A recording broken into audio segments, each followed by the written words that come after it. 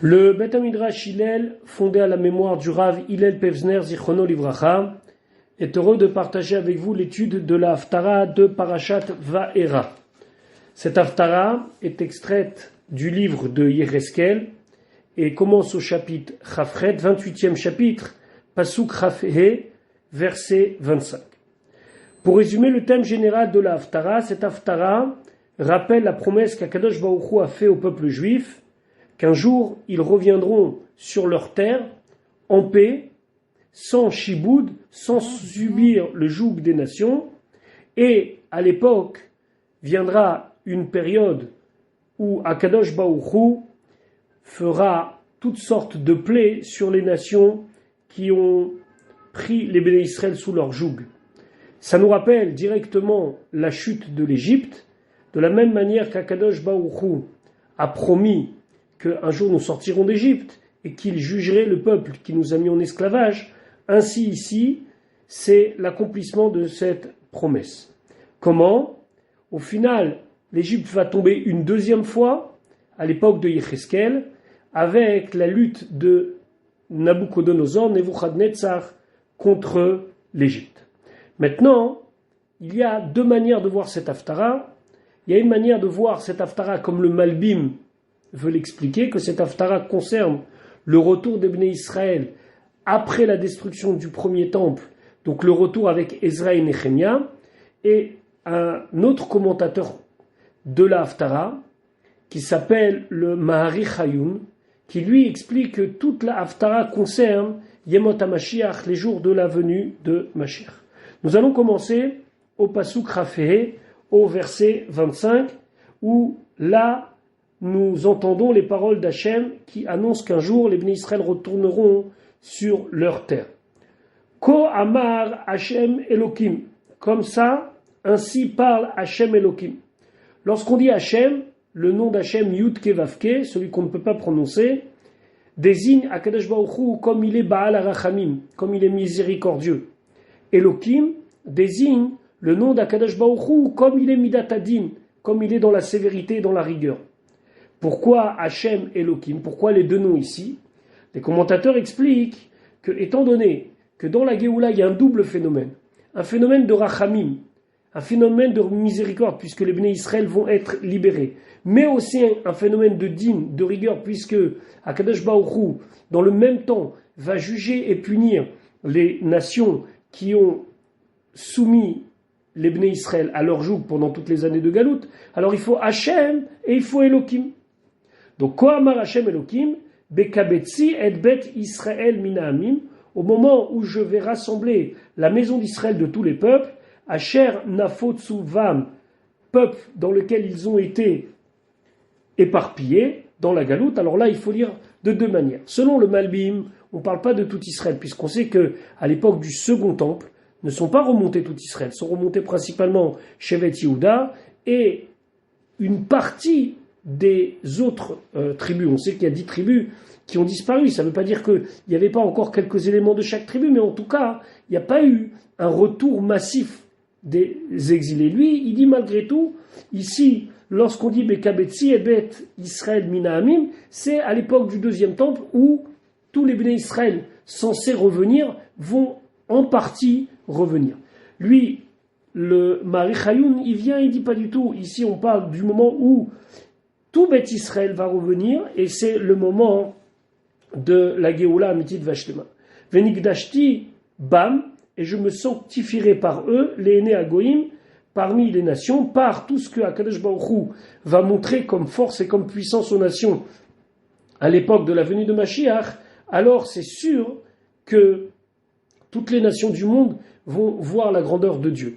Selon le Malbim, on parle ici de la guerre qu'Akadosh Baruch Hu va faire, où la ville de Tsour et de Tsidon vont être frappées de toutes sortes de difficultés.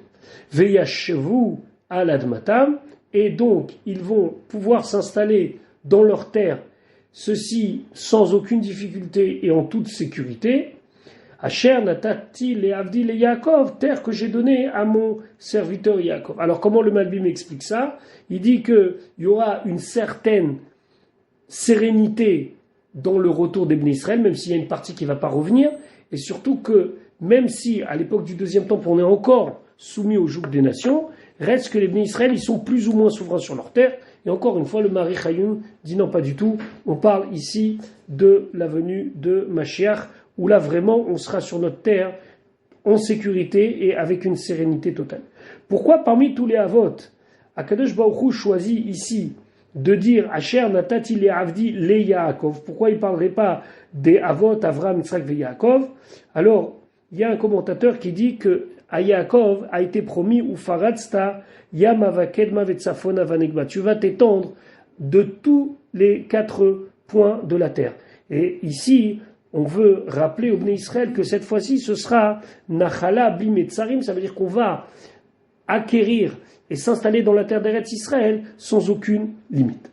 Pasuk chavav yashevu alea, ils vont s'installer sur elle la vetach avec sécurité, sans crainte. Uvanu vatim, ils vont construire des maisons. Venataou cheramim, ils vont planter des vignes pour bien montrer qu'ils sont là, installés et pour longtemps. Quelqu'un qui est migrant ou qui pense qu'il va quitter la terre ne s'installe pas de cette manière-là en investissant sur le long terme, c'est-à-dire construire une maison, planter une vigne. Veyachevu la vetach, et ils vont s'installer avec donc sécurité. Barasoti, par le fait que je vais faire Shefatim, alors ici on va traduire par des lois, mais c'est plutôt des plaies. Shefatim, ça veut dire comme lorsqu'on frappe quelqu'un des coups.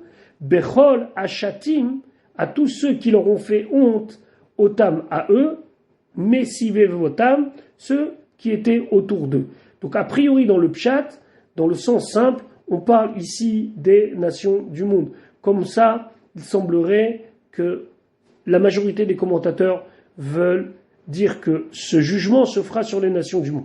C'est vrai que pour le Radak, Shatim, c'est Bozezim, c'est ceux qui leur ont fait honte, et pas seulement ceux qui ont été là pour leur faire du mal. Et donc, Akadosh Baruch Hu va faire et agir contre ces gens-là, et c'est ce qui va faire que nous soyons la Vétar, nous soyons en paix. Veyadéou, et à ce moment-là, les Bnei Israël vont savoir, ils vont prendre conscience, qui Ani Hashem Elokehem, que je suis Hashem, leur Dieu. Alors encore une fois, comment lire les deux lectures?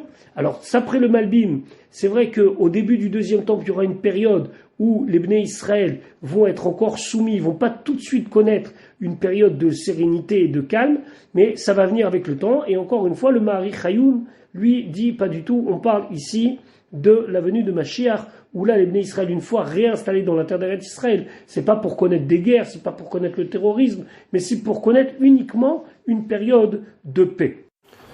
Maintenant, nous allons commencer l'étude du Perek Raftet, du 29e chapitre, où Yecheskel va prophétiser sur l'Égypte, la chute et la destruction définitive de cet empire. Pasuk Raftet, Bashana Asirit, la 10e année. La 10e année par rapport à quel repère?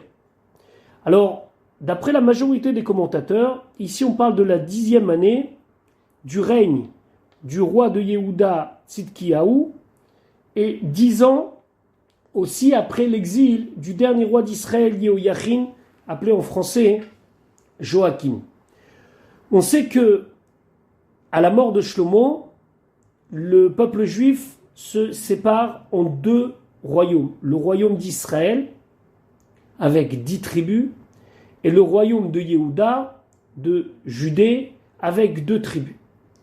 C'est une guerre civile, c'est un schisme profond, 2 rois, 2 manières d'agir, et 2 exils, puisque du côté des Malchés Israël, du côté des rois d'Israël, le roi Yehoiachin va être exilé avant la destruction du premier temple, et le roi Tzidkiyahu, lui, va continuer à régner sur Yehuda jusqu'à la destruction du premier temple. Donc Bashana Asirit, la 10e année du début du règne de Tzidkiyahu, et 10 ans après l'exil de Yehoiachin, Asiri, c'était le 10e mois. Le 10e mois désigne le mois de Tevet, puisque le premier mois de l'année selon la Torah c'est le mois de Nissan, Et lorsque on compte les mois à partir de Nissan, le 10e mois, c'est le mois de Tevet. Bishnem Asar la Chodesh, le 12e jour du mois, Aya Devar Hashem, et là il est mort. La parole de Dieu s'est adressée à moi en disant, donc Yecheskel va nous répéter les paroles d'Akadosh Baruch Hu. Ben Adam, homme, Sim panecha, mets ta face. Alors ici on ne parle pas physiquement parlant qu'il devait regarder en direction de l'Égypte, mais ça veut dire regarde, intéresse-toi au sort de l'Égypte. Pense-y. Certains commentateurs expliquent qu'en vérité, ici, Sim panecha, ça veut dire prépare-toi à avoir la prophétie. Le seul prophète qui pouvait être surpris par la prophétie, c'est Moshe Rabbeinu. Tous les autres prophètes devaient se préparer à la névoie. Ça venait pas automatiquement et c'est pas une névoie qui toujours était dans un état où le Navi était réveillé et conscient. Donc quand il lui dit Sim panecha, d'après certains commentateurs, ça veut dire prépare-toi au fait que je vais te donner une prophétie al Paro, sur Paro, Melech Mitzrayim, le roi d'Égypte, Ve'inave alav, et tu vas donc prophétiser sur lui, sur sa chute personnelle, Ve'al Mitzrayim Kula, et sur toute l'Égypte entière, que elle aussi va tomber avec son roi. Ça, c'est l'explication du Radak. Le Radak, Rabbi David Kimchi, dit que le fait que le pharaon va tomber, c'est quelque part la chute de tout l'empire. D'autres commentateurs disent que pas du tout. On parle ici de la terre de Mitzrayim physiquement et pas seulement de la nation. C'est-à-dire que la terre de Mitzrayim, qui est une terre qui, jusqu'à une certaine époque, était une terre qui était assez fertile, entre guillemets, avec le Nil et les canaux, etc., va perdre ce statut et va devenir une terre désertique, une terre qui est complètement détruite, physiquement parlant. Donc le Mitzrayim Kula, d'après la majorité des commentateurs, on parle de la nation de l'Égypte, du peuple de l'Égypte, et d'après d'autres commentateurs, Mitzrayim, c'est physiquement parlant, géographiquement parlant, l'Égypte dans le sens géographique, donc encore une fois, dans le sens du territoire, que le territoire va disparaître. Maintenant, on va donc apprendre la névoie de Yecheskel sur le pharaon qui se prend pour un dieu, qui pense qu'il est le maître de tout, et Akadosh Baruch Hu va donc, à travers Yecheskel, nous montrer quelle va être sa fin à celui qui se croyait un tanin, une espèce de crocodile, c'est-à-dire un roi, un dieu, qui était maître du Nil, et celui qui était maître du Nil se croyait Dieu, puisque le Nil, c'était la principale source d'eau pour l'Égypte, et ce qui permettait à l'Égypte de produire. Donc on verra, Bezrat Hashem, comment le pharaon, alors qu'il se croit quasi divin, si ce n'est pas divin, va, avec les coups qu'il va recevoir d'Akadosh Baruch Hu, descendre de son piédestal et retrouver ce qui est sa véritable place, c'est-à-dire un homme, roi d'Égypte, qui a une tradition à faire du mal, mais ceci, Bezrat Hashem, ce sera l'objet de notre prochain cours.